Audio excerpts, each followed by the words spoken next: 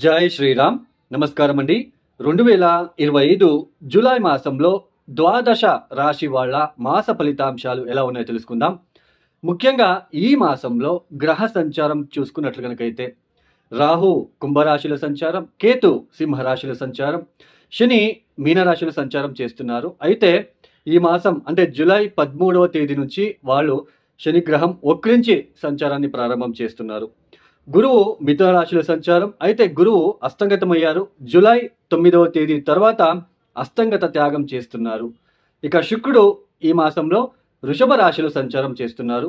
కుజుడు ఈ మాసంలో జూలై 27వ తేదీ వరకు మాత్రమే సింహరాశిలో సంచారం, తదుపరి కన్యా రాశిలో సంచారం చేస్తున్నారు.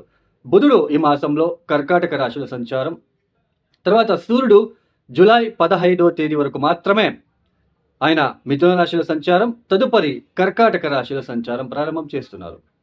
ఈ ఏదైతే గ్రహ సంచారం ఉన్నదో ఈ గ్రహ సంచారం అనేది ఈ గ్రహ సంచారం నుంచి ప్రపంచవ్యాప్తంగా ప్రాపంచిక విషయంలో అంతగా బాగోలేదండి. ఎందుకు అంటే రాహు కేతువుల మధ్యలోనే అన్ని గ్రహాలు రావడము, కుజుడు కేతువు డీప్ కంజక్షన్ అవ్వబోతున్నారు జూలై మాసంలో. పైగా రాహు ఒక దృష్టి, కుజుడు అష్టమ దృష్టితో శనిని చూస్తున్నాడు. సూర్యుడు జూలై 15వ తేదీ తర్వాత బలహీన పడుతున్నాడు జలతత్వ రాశిలో. తర్వాత జూలై 27వ తేదీ తర్వాత కుజుడు ఎక్కడైతే సింహరాశిని వదిలి కన్యరాశికి వస్తున్నాడో కన్యరాశిలో కూర్చొని వక్రించిన శని మీనరాశిలో, మీన కన్య సమసప్తక దృష్టిలో ఇద్దరూ చూసుకుంటున్నారు. కాబట్టి కాస్త ఒడిదుడుకులు ఇబ్బందులు ఎక్కువగా ఉంటాయి ప్రపంచిక వ్యాప్తంగా కూడా. మరియు ఎవరి జన్మ జాతకంలో, వ్యక్తిగత జన్మ జాతకంలో ఎవరికైతే కుజ మహాదశలో శని భుక్తి కానీ, శని మహాదశలో గనక కుజభుక్తి కానీ, లేదా కేతు అంతర్దశ, కేతు మహాదశ, లేదా రాహు మహాదశలో కుజభుక్తి కానీ, ఇలా ఎవరికైనా ఎక్కువ జరుగుతూ ఉంటే, లేదా శని మహాదశ, కుజ మహాదశ, కేతు మహాదశ గనక జరుగుతూ ఉంటే వాళ్ళు చాలా అప్రమత్తంగా ఉండాలి. వాళ్ళకి కొద్దిగా ఇబ్బందులు ఎక్కువ సూచనలు ఉంటాయి. ఎందుకంటే మీ జన్మజాతకంలో దశానాథుడు ఎక్కడున్నాడో చూసుకోండి, అంతర్దశానాథుడు ఎక్కడున్నాడో చూసుకోండి. ఇప్పుడు గోచారంలో మీ జన్మజాతకంలో ఉంటున్న దశనాథుడు గోచారంలో ఎక్కడున్నాడు, మీ జన్మజాతకంలో ఉంటున్న అంతర్దశనాథుడు ఇప్పుడు గోచారంలో ఎక్కడున్నాడు, ఇవి రెండు మ్యాచ్ చేసుకుంటే ఫలితాలు ఎలాంటి ఫలితాలు రాబోతున్నాయో మనకి ఈజీగా అర్థమవుతుంది. సో ఈ కుజ మహాదశ, కేతు మహాదశ, ఈ శని మహాదశ గనక జరుగుతూ ఉన్న వాళ్ళు కాస్త అప్రమత్తంగా ఉండాలి. ఇన్వెస్ట్మెంట్ విషయంలో కావచ్చు, ఇక ఇతర ఏదైతే వృత్తి వ్యాపారంలో కావచ్చు, కొంచెం జాగ్రత్తగా మీరు ముందడుగు చూసుకుంటూ వేసుకుంటూ వెళ్ళాలి. ఇక ఒక రాశి గురించి మనము తెలుసుకుంటూ వెళ్దాం. ఇక 2025 జూలై మాసంలో కర్కాటక రాశి వాళ్ళకి ఎలాంటి ఫలితాలు రాబోతున్నాయో తెలుసుకుందాం. ఈ కర్కాటక రాశి వాళ్ళకి జూలై మాసం మొత్తానికి శుక్రుడు ఒక్కడే శుభ ఫలితాలని ఇస్తున్నారు. ఇక్కడ కర్కాటక రాశి వాళ్ళకి ముఖ్యంగా ద్వితీయ స్థానంలో ఏదైతే కుజ కేతువుల యుతి జరుగుతున్నదో, అష్టమ స్థానంలో రాహు, నవమ స్థానంలో వక్రించిన శని, వ్యయస్థానంలో గురువు ఉండడం లాంటిది. ఇక్కడ ముఖ్యంగా ద్వితీయ స్థానంలో కుజ కేతువులు ఇద్దరు కూడా డీప్ కంజక్షన్ అవ్వబోతున్నారు. మీరు మాట్లాడేటప్పుడు జాగ్రత్తగా ఉండాలి. కుటుంబ వ్యక్తులతో ఎక్కువ ర్యాష్గా మాట్లాడకుండా ఉన్నట్లు కనుకైతే మంచిది. లేదంటే అనవసరంగా గొడవలు వస్తూ ఉంటాయండి. ఈ సమయంలో మాట్లాడేటప్పుడు సడన్గా ఏదో ఒకటి అనేస్తారు, అక్కడ ర్యాష్గా అనేస్తారు. ఎందుకంటే కుజాకేతు లాంటి గ్రహాలు ద్వితీయ స్థానంలో ఉన్నప్పుడు ర్యాష్ స్పీచ్ అనేది ఎక్కువగా ఉంటుంది ఈ సమయంలో. తర్వాత సరైన సమయానికి భోజనం చేయలేకపోవడం కూడా మీరు చూడవచ్చు ఈ సమయంలో. తర్వాత పంచమాధిపతి దశమాధిపతి అయిన కుజుడే, ఆయన యోగకారకుడు, మీకు ద్వితీయ స్థానంలో ఉండడం అనేది, రాహువు కూడా మనకి ఇక్కడ కుజుడిని చూడడం అనేది, చూడండి ఉద్యోగం చేసే చోటు చాలా జాగ్రత్తగా ఉండాలి. మిమ్మల్ని ఇబ్బంది పెట్టే వాళ్ళ సంఖ్య పెరుగుతూ ఉంటుంది. ఆరోగ్యరీత్యా స్కిన్ రిలేటెడ్, తర్వాత ఫేస్కి సంబంధించిన పింపుల్స్ లాంటివి అవ్వడము, ఏదో తెలియని ఒక ఫేస్లో పింపుల్స్ లాగా, అలర్జీస్ లాగా మీకు ఇక్కడ ఈ సమయంలో అవ్వడానికి అవకాశాలు ఉంటాయి. పంచమాధిపతి అయిన కుజుడే ద్వితీయ స్థానంలో రాహు దృష్టికి రాహు కూడా చూస్తున్నాడు కాబట్టి ఆకస్మికంగా ధన నష్టం అనేది కనిపిస్తూ ఉంటుంది. సర్ప బాధలు, సర్పాలు ఎక్కువగా కనిపించడం లాంటిది. తర్వాత ఏదైనా కొంచెం సర్జరీ, మీ జన్మజాతకంలో దశాభుక్తి బాగాలేకపోతే సర్జరీ లాంటివి కూడా జరగడానికి అవకాశాలు ఉంటాయి.